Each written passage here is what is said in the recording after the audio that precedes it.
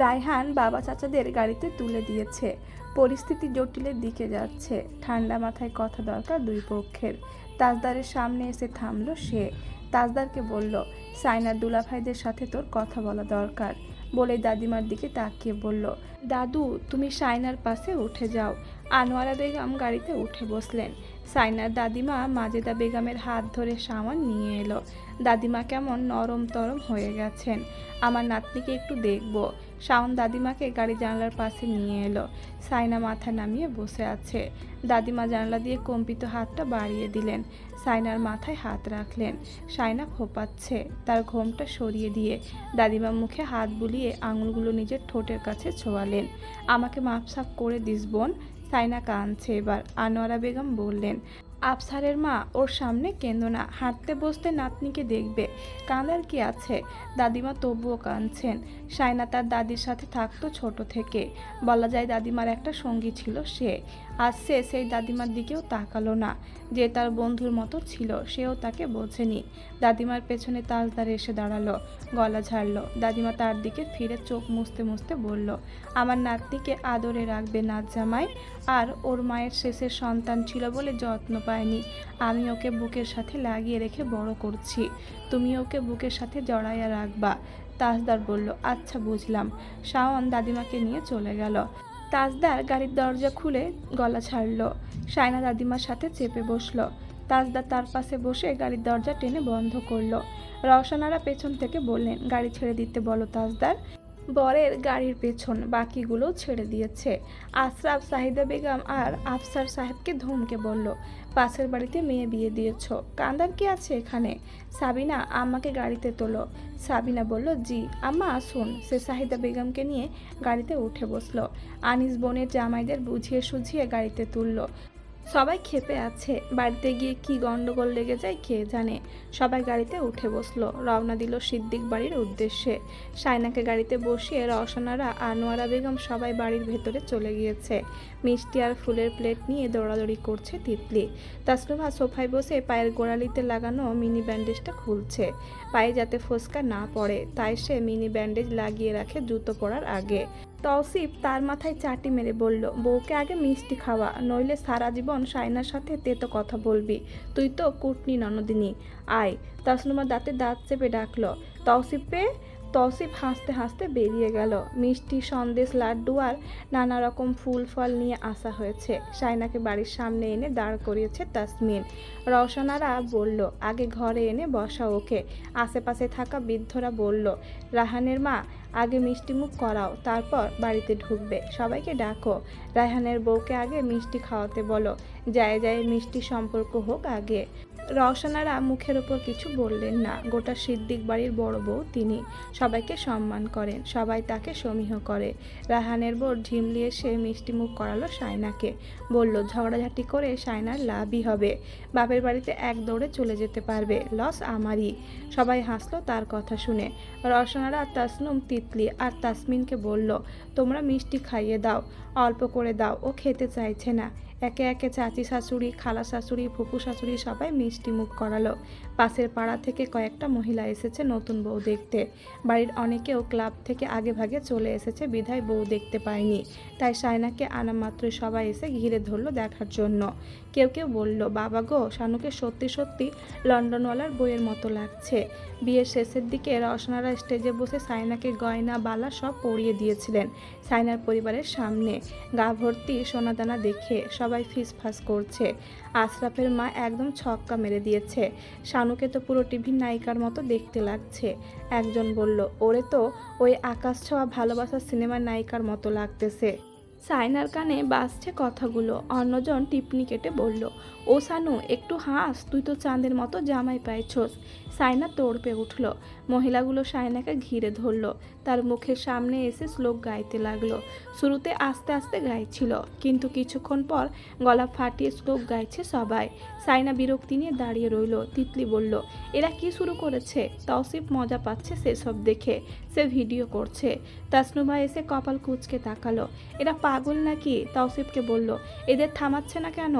মেজো ভাইকে এসব পাঠায়। ভাইয়া কোথায়? বন্ধুদের সাথে। মহিলাগুলো একদম সায়নার মুখের ওপর ঝুঁকে ঝুঁকে শ্লোক গাইছে। রওশনারা একটুর জন্য রান্নাঘরে গিয়েছিলেন। ফিরে এসে কিছু বলার আগে দেখলেন তাজদার পেছনে এসে দাঁড়িয়েছে। তার এই চোখ মুখ চেনা রওশনারার। সে চেহারায় রং পাল্টে গর্জে উঠে বলল, এই কি হচ্ছে এখানে? মহিলাগুলো মুখে ঘোমটা টানলো। কয়েকজন থেমে গেলেও অনেকেই থামলো না। রওশনারা আনোয়ারা বেগমকে ইশারা করলেন। তিনি এগিয়ে এসে তাজদারকে বললেন, ওরা চলে যাবে, কিছু টাকা পয়সা দেবে। কথা পুরোটা শেষ করার আগে তাজদার সাফ সাফ জানিয়ে দিল, একটা টাকাও দেব না, যেতে বলো ওদের। কানের কাছে কী সব শুরু করেছে? কোথায় লেখা আছে এসব করতে হবে? এই মহিলারা, আঙুল তুলে তুড়ি বাজালো সে। মহিলাগুলো তাকাতেই তাজদার তাদের ঘরে যেতে বলল। আনোয়ারা বেগম বলল, আল্লাহ, এভাবে বলতে নেই তাজদার, ওরা রোজ আসবে না, তুমি ভেতরে যাও। এভাবে বলো না নতুন বইয়ের সামনে, যাও। তিতলি তাসনুমা নতুন ভাবিকে ভেতরে নিয়ে যাও। শায়নার পাশ কেটে তাজদার সিদ্দিকী ভেতরে চলে গেল। শায়নাকে সোফায় এনে বসানো হলো। নিজেদের মেয়েকে শ্বশুরবাড়িতে পাঠানোর পর বাপের বাড়ি থেকে কয়েকজন দেখতে যায়। আনিস আশরাফ যাওয়ার সময় শারমিলা আর সাবরিনের স্বামীকে বলল যেতে, তারা যাবে না বলে দিয়েছে। আফসার সাহেব দুই জামাইয়ের ওপর খেপেছেন। রাগাত স্বরে বললেন, এত দোষ ধরে বসে থাকলে হয় না, ছেলেটা একটু এমন, ওর কাজকর্মে রেগে থাকলে তো সমস্যা। স্টেজ ভেঙেছে ওর পছন্দ হয়নি বলে, কে কষ্ট পাবে সেটা ও ভাবেনি। সাবরিন বলল, আমাদের আগে বলে দিলে তো হতো, টাকাগুলো নষ্ট হতো না। সে নিজের পছন্দ মতো স্টেজ সাজাতো। শারমিলা বলল, আব্বা নতুন জামাই পেয়ে এখন আগের দুটোকে চোখে দেখছে না, দোষ তো দেখছেই না। শারমিলা আরও কিছু বলতে যাচ্ছিল। সাইনার বড় দুলাভাই বলল, বাদ দাও, এসব কথা বললে ঝামেলা বাড়বে। আফসার সাহেব বললেন, জামাই শানুকে দেখে আসো। শারমিলা বলল, আবার অপমান হতে যাবে? আম্মা, আব্বাকে কিছু বলবে না? আব্বা কোন আক্কেলে ওই বাড়িতে যেতে বলছে তোমাদের জামাইকে? আশরাফ সাহেব এসে বলল, সবাই চুপ যাও এখন, ও আসছে বোধহয়। সাহিদা বেগম বললেন, কে? সাউন্ড ছুটে এসে বলল, সবাই চুপ, তাজদার ভাই এসেছে। মুহূর্তেই সবার গলার সুর পাল্টে গেল। সবাই নড়ে চড়ে দাঁড়ালো।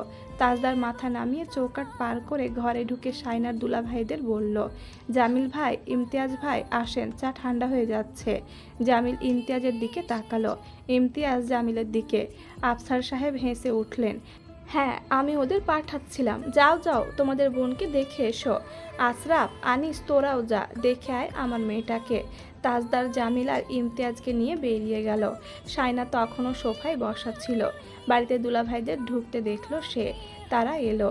সে হঠাৎ খুশি হয়ে গেল। পেছন পেছন ফোনে চোখ রেখে তাজদার সিদ্দিকী বাড়িতে ঢুকছে দেখে কপাল কুঁচকে গেল। বাড়ি গিয়ে ডেকে এনেছে নাকি? দুলাভাইরা এসে সায়নাকে মিষ্টি খাইয়ে বলল, আমরা ওই বাড়ির জামাই, শ্বশুরবাড়িতে বেড়াতে এলে আপনার সাথে দেখা সাক্ষাৎ হবে। সায়না মুখ গোমড়া করে বলল, তোমাদের ডেকে এনেছে নাকি? হ্যাঁ, আমাদের খুশি করার জন্য বলছে, অলিমার স্টেজ আমাদের পছন্দ মতো বানাতে। সায়না বলল, নাটক করতে ফার্স্ট। সায়নাকে নিয়ে গেল তিতলি। তাজদার সবার সাথে বসে চা খেতে খেতে গল্পগুজব করছে। সায়না তিতলির ঘরে বসেছে চুপচাপ। তাসনুমা তিতলি তাকে কোন শাড়িটা পরাবে সেটা ভাবছে। সায়নার হোয়াটসঅ্যাপে হঠাৎ একটা মেসেজ এলো। সে নিজের অজান্তে মেসেজটা সিন করলো। তাজদার সিদ্দিকে একটা ব্রাইট আনবক্সিং ভিডিও পাঠিয়েছে। সায়নার গায়ের লোম দাঁড়িয়ে পড়ল। ভিডিওতে বরকনের গয়না খুলে দিচ্ছে। ভিডিওটাতে আপত্তিকর কিছু নেই, খুব নর্মালি হেসে হেসে ভিডিওটা করা, তাই সায়নারও সুবিধা হলো। সে রাগে ক্ষোভে স্ক্রিনশট তুলে হোয়াটসঅ্যাপ গ্রুপে দিয়ে দিল। সবাই সিন করে চুপ করে আছে। তিতলি আর তাসনুবা শাড়ি চেঞ্জ করার কথা বলছে না। ভাই বোনদের সামনে তাজদার সিদ্দিকীকে অপমান করে সায়নার শান্তি লাগছে। কিছুক্ষণ পর দেখা গেল তাজদার সিদ্দিকী গ্রুপ থেকে লিভ নিয়েছে।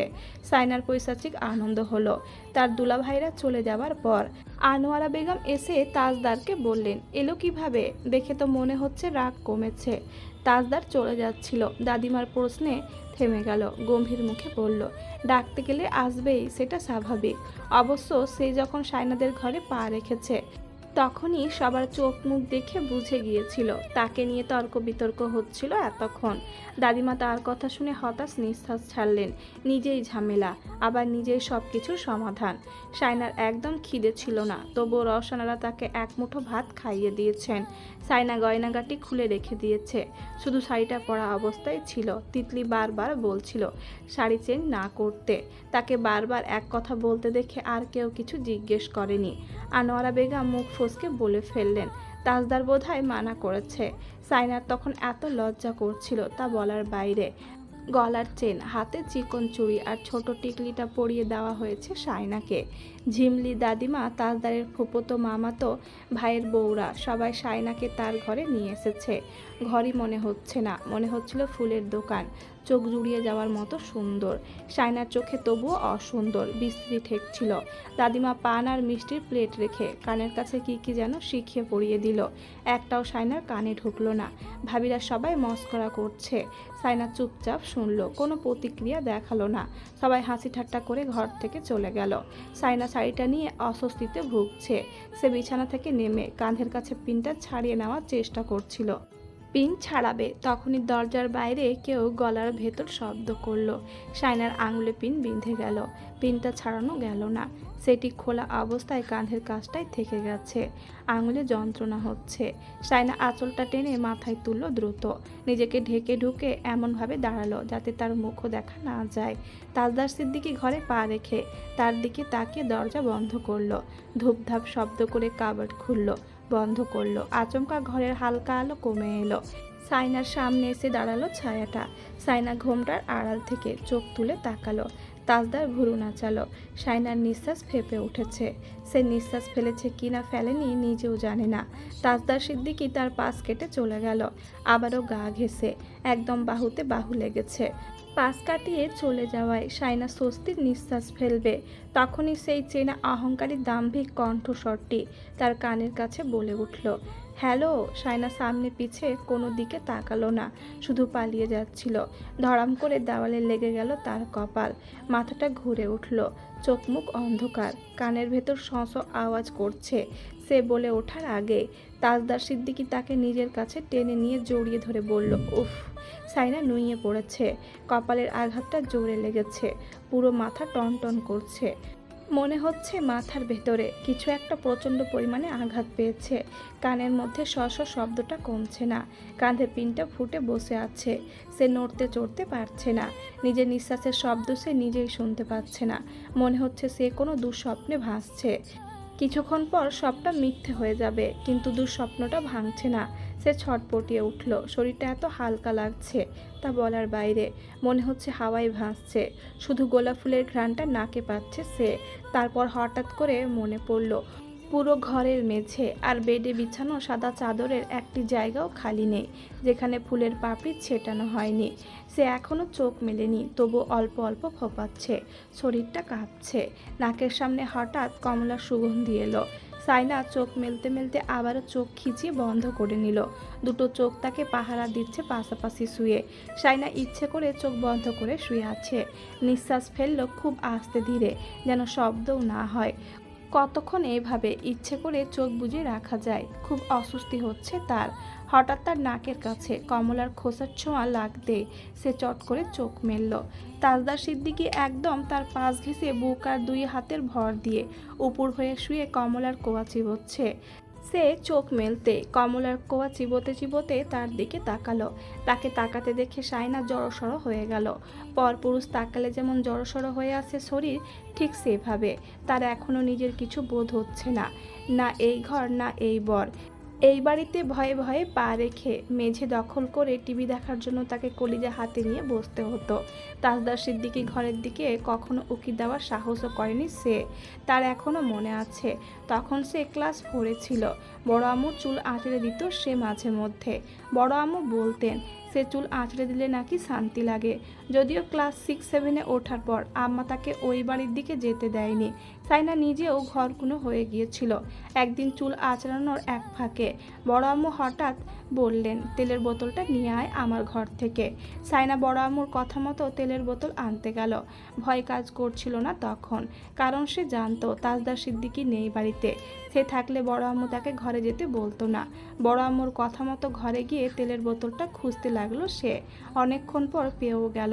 তেলের বোতল নিয়ে ঘর থেকে বেরোনো মাত্রই তার বুক ধড়ফড়িয়ে উঠল। সে কি ভয়! সাইনা কোনোদিন জিন ভূতেও এত ভয় পায়নি। তার সামনে তাজদার সিদ্দিকী দাঁড়িয়ে, চেহারায় রং পাল্টে গেল তাকে দেখা মাত্রই। কর্কশ জানতে চাইল, ওই এখানে কি করছিস? সাইনার মনে হয়েছিল সে মরেই যাবে। তিতলি এসে পড়ায় কোনো মতে বেঁচে গিয়েছিল সে। কিন্তু তার পরের দিন উঠোনে বসে সে আবারও বড় আম্মু চুল আঁচড়ে দিচ্ছিল। তখনই তাজদার সিদ্দিকী খেলার মাঠ থেকে এলো নিয়ে ঘেমে। বড় আম্মু জানতে চাইলেন, তোমার ঘড়িটা কোথাও পেলাম না, কোথায় রেখেছো এত দামি ঘড়ি?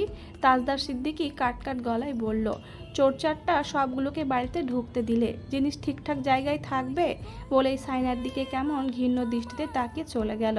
বড় আম্মু চুপ করে গেল। সাইনার এত অপমান লেগেছিল, সে আম্মু না দেখা মতো চুপি চুপি কেঁদেছিল অনেক। তার পরের দিন বড় আম্মু ডাকলেও সে আর যায়নি চুল আঁচড়ে দেওয়ার জন্য। তখন তারা বিকেলবেলায় খেলা করতো বাড়ির পেছনের বিলে। তিতলি একা একা বসেছিল। সাইনা তিতলিকে ডাকলো খেলার জন্য, তিতলি এলো না। সাইনার অন্য একটা বান্ধবী ঝর্ণা তিতলিকে ডাকতে গেল। তখন তিতলি নাকি ঝর্ণাকে বলেছে, মেজো ভাইয়া বলেছে চোরদের সাথে খেলা না করতে, ও একটা চোর, ভাইয়া আমাকে মারবে ওর সাথে খেলতে দেখলে। ঝর্ণা কথাটা সাইনাকে এসে বলেছে। সবাই হাসাহাসিও করেছে। তিতলি তার সাথে মাঝে মধ্যে খেলতো। তার মেজো ভাই আসছে মনে হতেই সাইনার কাছ থেকে অনেক দূরে চলে যেত। অনেক সময় এমন হতো সে সাইনাকে ধাক্কাধাক্কি করে চলে যেতে বলতো তার সামনে থেকে। সাইনার চোখের কোনা বেয়ে জলগুলো কি এমনি এমনি গড়াচ্ছে আজ? তাকে ঘিরে আজ এত আয়োজন, অথচ কেন সে একটুও খুশি হতে পারছে না? জবাবটা তো তার কাছেই আছে। এই ঘরের দিকেও তো সে কোনোদিন চোখ তুলে তাকাতে পারেনি, ঘরের সামনে দিয়ে হেঁটে যেতে পারেনি। আজ একদম সেই ঘরে, তাজদার সিদ্দিকীর বিছানায়, তার পাশে তার কাছে। এটি তার কাছে দুঃস্বপ্নের মতো। সে কখনো চায়নি, বরং সে মনে মনে চাইতো তার জীবনসঙ্গী যেন এমন না হয়। সে আলতো করে সরে পড়েছিল। তাজদারের এক হাত তার পাশে এসে দেওয়ালের মতো বিছানায় চেপে বসলো। সাইনা আটকে গেল, অবাক দৃষ্টিতে তাকালো তাজদারের দিকে। কান্না দলা পাকিয়ে তার গলার কাছে এসে থমকে গেছে। তাজদার তাকে বুকের নিচে টেনে নিল, তার মুখের ওপর ঝুঁকে বলল, 116 phone call, 73 message, but no reply, why? বলেই ঠোঁট উল্টালো। সাইনা নড়ে চড়ে উঠল। অল্প স্বল্প কাঁপছে সে কাঁদুনির তালে। মুখটা হালকা ফিরিয়ে নিয়ে এলোমেলোভাবে বলল, আমি ঘুমাবো, ঘুম পাচ্ছে, কাঁধে লাগছে, আমার ভালো লাগছে না আম্মা। ঠোঁট ভেঙে কান্না এলো তার। অভ্যাসবশত অস্পষ্ট স্বরে মাকে ডেকে ফেলল সে। পাশ ফিরে গিয়ে এলোমেলো সুরে কি যেন বিড়বিড় করে কাঁদতে লাগলো। হাত পা কেমন খিচে যাচ্ছে তার, নিঃশ্বাস ফেলতে কষ্ট হচ্ছে, মোচড়াচ্ছে সে। তাজদার সিদ্দিকী তার পিঠের নিচে হাত গলিয়ে টেনে এনে বুকের সাথে শক্ত করে জড়িয়ে ধরে আলতো করে তার গালটা সাইনার গালে চেপে ধরল। কান্নার চোটে সাইনার গোটা শরীরটা দুলে উঠল। তাজদার সিদ্দিকী তার খসখসে গালটা জোরে সাইনার কোমল ত্বকে আরও চেপে ধরে নাক ঠোঁট ডুবিয়ে দিয়ে বলল, রিল্যাক্স।